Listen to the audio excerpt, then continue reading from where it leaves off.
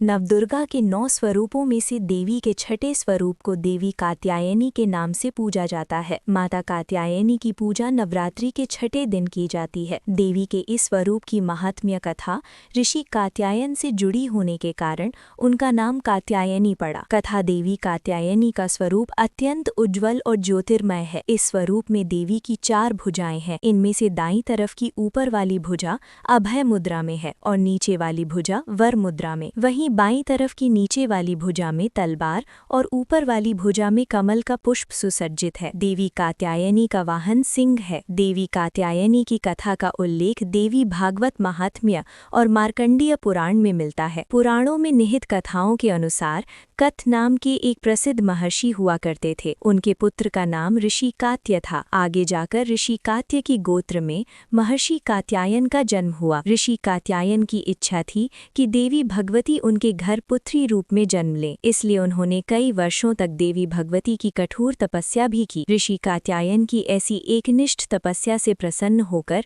देवी भगवती ने तब उनकी इच्छा का मान रखते हुए उनके घर पर जन्म लिया। ऋषि कात्यायन की पुत्री होने के कारण ही देवी भगवती देवी कात्यायनी कहलाएं। महर्षि कात्यायन ने बड़े प्रेम से देवी कात्यायनी का पालन पोषण किया था। कुछ समय पश्चात पृथ्वी पर दुराचारी महिषासुर का उपद्रव सारी सीमाएं लांघ रहा था। महिषासुर को ये वरदान मिला हुआ था कि कोई भी पुरुष कभी उसे पराजित या उसका अंत नहीं कर पाएगा, इसलिए उसे किसी का डर नहीं था और देखते ही देखते उसने देवलोक पर भी अपना कब्जा कर लिया था। तब भगवान विष्णु, प्रजापति ब्रह्मा और देवाधिदेव महादेव ने उसका विनाश करने के लिए अपने अपने तेज से मिलित एक देवी को उत्पन्न किया। महर्षि कात्यायन ने ही इस देवी की सर्वप्रथम विधिवत पूजा की थी, इसलिए देवी को कात्यायनी के नाम से जाना गया। वहीं देवी कात्यायनी से जुड़ी एक अन्य पौराणिक कथा के अनुसार देवी की उत्पत्ति महर्षि कात्यायन के यहाँ आश्विन महीने की कृष्ण चतुर्दशी को हुई थी। इसके बाद महर्षि ने शुक्ल सप्तमी,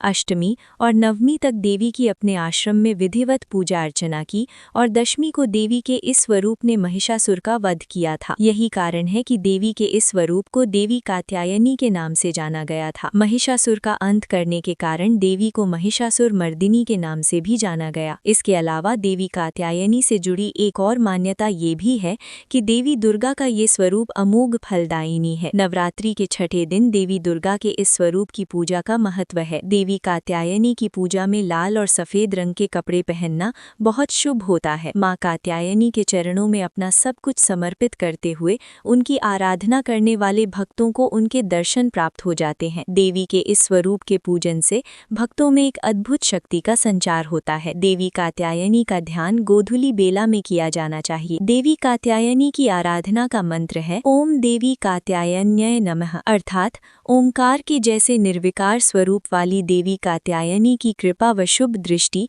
हम पर बनी रहे। हम उन्हें बारंबार नमस्कार करते हैं। ऐसी मान्यता है कि देवी कात्यायनी को शहद अत्यंत प्रिय है, इसलिए नवरात्रि के छठे दिन देवी कात्यायनी की पूजा में शहद या शहद से बनी चीजों का भोग लगाना चाहिए। देवी कात्यायनी के विधिवत पूजन के पश्चात महादेव की भी पूजा करने की मान्यता है। अगर भक्ति और संकल्प सच्चा हो तो परम प्रकृति की कृपा सदैव बनी रहती है। जिस प्रकार महर्षि कात्यायन के एकनिष्ठ तपस्या से प्रसन्न होकर देवी दुर्गा ने उनकी इच्छा